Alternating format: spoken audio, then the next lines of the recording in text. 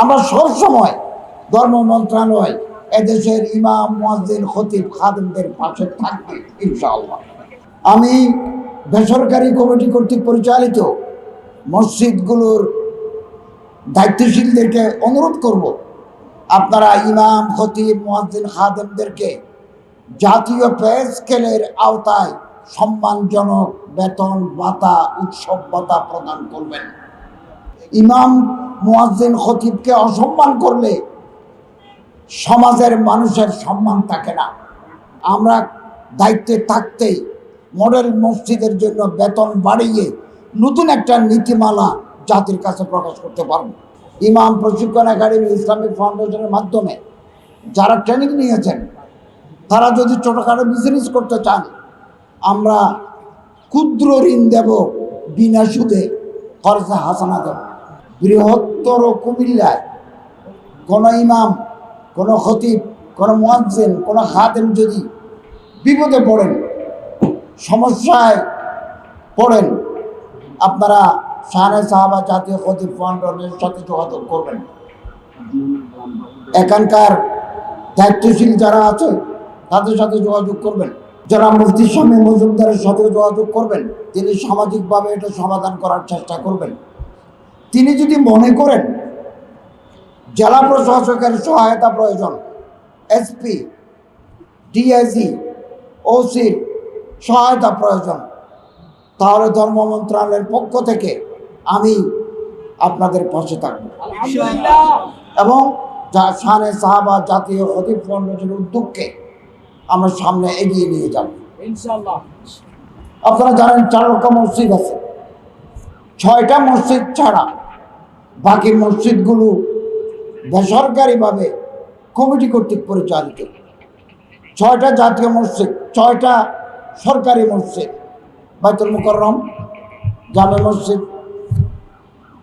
আশকোনা হজ ক্যাম্পের মসজিদ, সচিবালয়ের মসজিদ, চট্টগ্রামে 2টা, আন্দরকিল্লা এবং জমিতুল ফলা, আর রাজশাহীর হেতেমহা।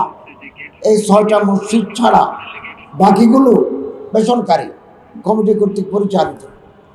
অনেক সময় কমিটির লোকেরা ইমাম সাহেবদের প্রতি জাস্টিস করেন না। বহু মসজিদ আছে, কমিটি আছে যারা ইমামদেরকে সম্মান করেন, আমরা তাদেরকে অভিনন্দন জানাই। যারা বেতন ভাতা যৌক্তিকভাবে দেন এবং ইমাম খতিব যদি অবসরে যান তাদেরকে ইনসেন্টিভও দেন, আমরা তাদেরকে অভিনন্দন জানাই।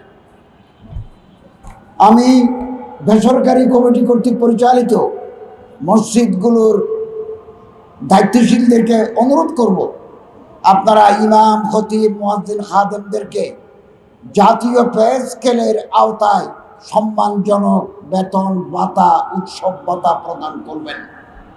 ফান্ড যদি তা অ্যালাউ করে আপনারা দিবেন। ইমাম, মুয়াজ্জিন, খতিবকে অসম্মান করলে সমাজের মানুষের সম্মান থাকে না।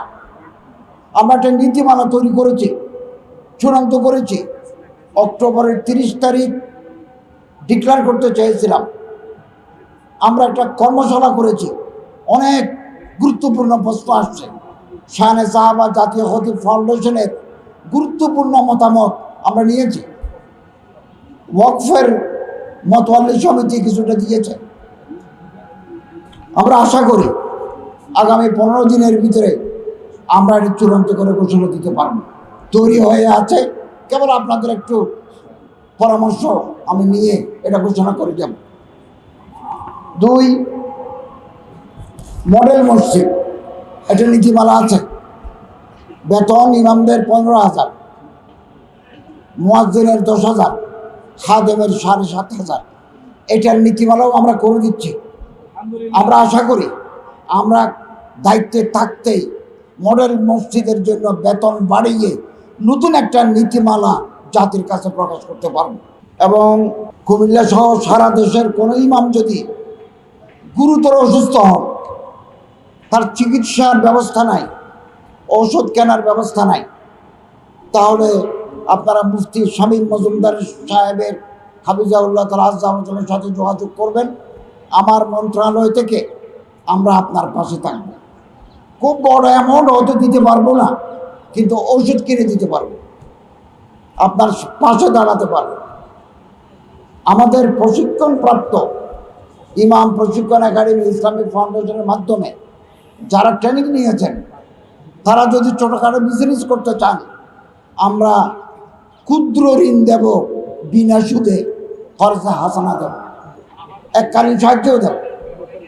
আমার ইসলামিক ফাউন্ডেশনের কর্মকর্তা আছেন কুমিল্লায়, সর্বোপরি শেখ মুফতি স্বামী মজুমদার সাহেব আছেন, ওনার সাথে আমার সার্বক্ষণিক যোগাযোগ আছে।